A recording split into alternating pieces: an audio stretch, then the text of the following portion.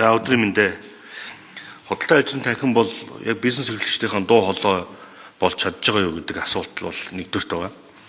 Энэ бол бас хангалттай болж чадахгүй байгаа гэж одоо миний хувьд үзэж байгаа. Ягаад гэхээр зөвхөн том бизнес эрхлэгчтэйгээ харьцдаг, том аж ахуйн нэгжүүдэд харьцдаг, жижиг дунд бизнес эрхэлж байгаа, аж ахуйн үйлчлэгээ эрхэлж байгаа, бага бизнес эрхэлж байгаа хүмүүстэйгээ бол төдийлөнд харьцдаг. Тэгээ хамгийн хүнд дарамт бол тэр жижиг дунд бизнесийн дээр очдог. Одоо энэ худалдаа ажлын танхимын үндсэн зорилго дээр бол бизнесийн амжилтын талбар байж дэлхийн зах зээлийн өрсөлдөөнд манлайлахад төтөж нь болно. Эрхэм зорилго дээр нь бизнесийн хөгжил чиглүүлж холбогч дэмжигч байна гэдэг ингээд бичсэн. Манайх ингээд эрхэм зорилго үнэт зүйл гэхээр гоё юм авч биччихдэг. Тэгээ бодит хууль дээр хэрэгждэг. Тэгээ яг энэ худалдаа ажлын танхимын зүгээс одоо энэ жижиг дунд бизнес эрхлэгчдэнтэй одоо ямар бодлогын чиглэлээр одоо яаж холбож, яаж зөвлөж, яаж одоо хөтөж болсон юм бэ гэдэг нэг асуулт байна. Нэг тодорхой жишээтэй ярьчаарай. Хоёрдугаар улс төрөөс хараат байх ёстой. Тэгээд бүр хараат байх ёстой. Харамсалтай нь худалдаа ажлын танхимд дандаа улс төрчд очдог. Нэг бол улс төрч болоо яваад өгдөг. Одоо манай их төвшин гишүүн бол нэг жилч болоогүй худалдаа ажлын танхимд очиод. Тэгээд ирэх барьж байгаа намын урилгыг хүлээж аваад гоён алгатай хурд ороод ирдэг. Ард нь ингээд танхим хаягдчихдаг. Одоо бол төр орлон гүйцэтгэгчтэй. Тэгээд энэ бизнесийн боломжуудаа энэ бизнесийн очноо та нар яаж хамгаалах гэдэг юм бэ?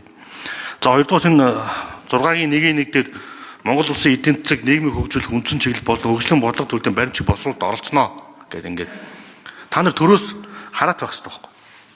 Тэгэд төрийн боловсруулалт бичвэрүүдэнд оролцно гэдэг ингээд за 6-гийн 2 дээр хууль зааснаар холбогдох төрийн байгууллагатай зөвшөлдснөө 6-гийн 1-5 6-гийн 1-6 гэдэг энэ асуултууд чи өөрөө энэ эдгээр чинь өөрөө төрийн бус байгууллагын 9-р зүйл заасан төрөөс төрийн бус байгууллагатай харилцах хэсгийн 2 дахь хэсгийг зөрчиж байгаа байхгүй.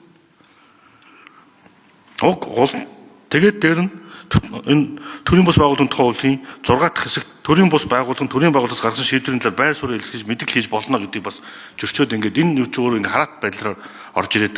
За тэр 6-гийн 3-ыг бол ярьчлаа. Зарим нь асуусан. Тэгээд энэ одоо чинь төрийн гүйцэтгэх байгууллагын чиг үүргийг эрхлэн гүйцэтгэж тэр тухайд улсын төсөв сангуулж байгаа байгууллагын засгийн газрын шийдвэр биелүүлж уг ажлаа Монгол Улсын зохих сайдын өмнө хариуцна гэж заасан чинь танхим өөрөө улс төр төрийн чиг байдлаас хараат бус байдлыг өөрсдөө ингээ хараат болгоод шин. Энэ хуулийн төсөл төр чинь. Тэгээ энэ заалтуудаа та нар яаж харж байгаа юм бэ? Би бол энийг гайхаад байгаа. Тэгээд одоо яг ингээ бид нар хараат бус болох гэдэг байна л гэдэг. Тэгээ яг бодтоор ингээд энэ төрийн байгууллагуудын зарим чиг үүргийг хамтарч хийх. Эсвэл одоо зарим үйл ажиллагааг хэрэгжүүлнэ гэдэг ингээд байдаг.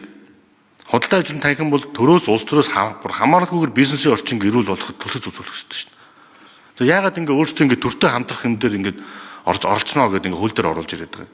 Та нар төртөө хамтж яах гэдэг. Зүгээр бизнес эрхлэгчдийн дуу хоолой болж болдгоо юм. Үнэт зүйл эрхэм зорилго уншилтаа нэр. Та нар энэ дээр ингээ бичсэн байгаа байхгүй. Тэгээ манайхаа ингээ үнэт зүйл эрхэм зорилго зөв сайхан ингээ зөхөөгөө биччих юм. Дард нь гүйцэтгэл нь байхгүй. Үр дүн нь байхгүй. Тэгээд жижиг дунд үйлдвэрлэгчдийг ер нь одоо төрөнч анхаардгүй худалдаа ажлын танхимч тоодгүй. Тэгээ нэг 5-аас 10 хүнтэй аж ахуйн нэгж нь өөрөө яваад нэг бол дампуураад нэг бол айтайхан болоо явдаг. Одоо жижиг аж ахуйнч бүгд таалгаа барьж шин. Тэгээд энэ дээр одоо төр засгийн газар ийм бодлогын дэмжлэг үзүүлээч гэдэг танхимаас одоо засгийн газарт их хурд хандсан юм байна уу? Энэ 2 жилийн хугацаанд би л олж хараагүй.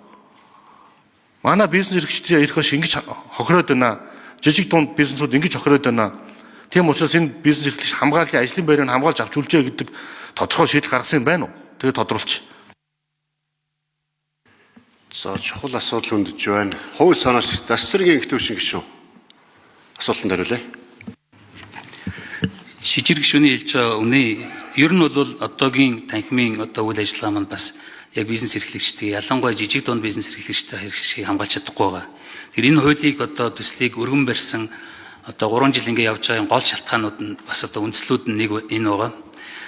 Өнгөрсөн хугацаанд ч гэсэн одоо ингээд энэ хууль маань одоогийн байгаа орчин одоо шилэл ингээд чөлөөтэй өөрөөсөө холбоонууд нь тэгээ компани одоо яг энэ үндэсний танхим маань бусад яг бизнесийн холбоотуудтай яг л адилхан компаниуд нь ороо суудаг ийм болсон учраас томууд нь очиод суучдаг жижигүүд бол одоо ач холбогдол багтаа учраас үйл ажиллагаанд нь оролцохоо ойлцсон иймэрхүү л асуудал байгаа. Ер нь том зургаар аваад үзвэл манай эдийн засаг маань бид нар хувийн хвшил одоо суурьтай энэ чиглэл рүү шилжих гэсэн боловч бол яг хараахан шилжиж чадаагүй байгаа.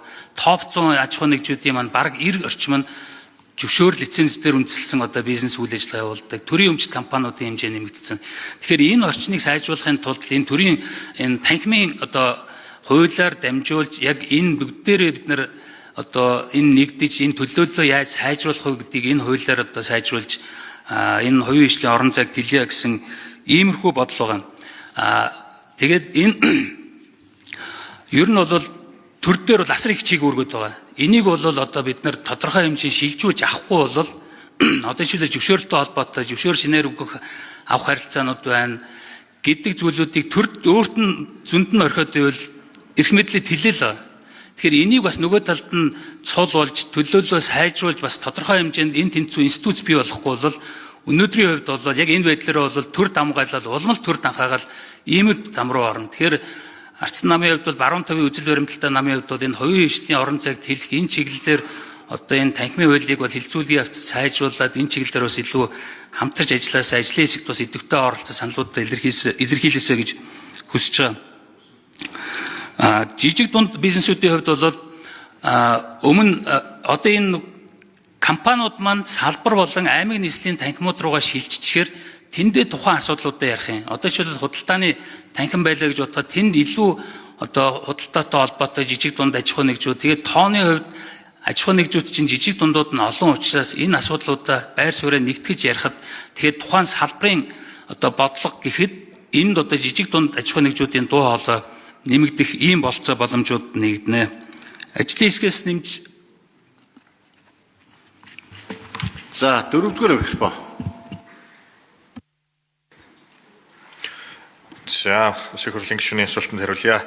За, өнөөдрийн байдлаар худалдаа аж үйлдвэрийн танхим дээр 6768 гишүүн бүртгэлтэй байна. За, Улаанбаатар хотын хувьд бол 3147. За, орон нутагт 3621.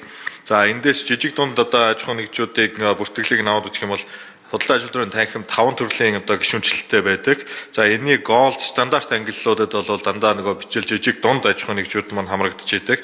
За, энд голд ангиллал 174 одоо стандарт ангиллалд бол 426 гэдэг 1000 орчим аж ахуй нэгж бол одоо энэ анхаа шатны ангиллууд дээр байна. За, хөдөө орон нутагт бол үйл ажиллагаа эрхэлж байгаа аж ахуй нэгжүүд бол ихэнх нь одоо жижиг дунд аж ахуй нэгжүүд байдаг.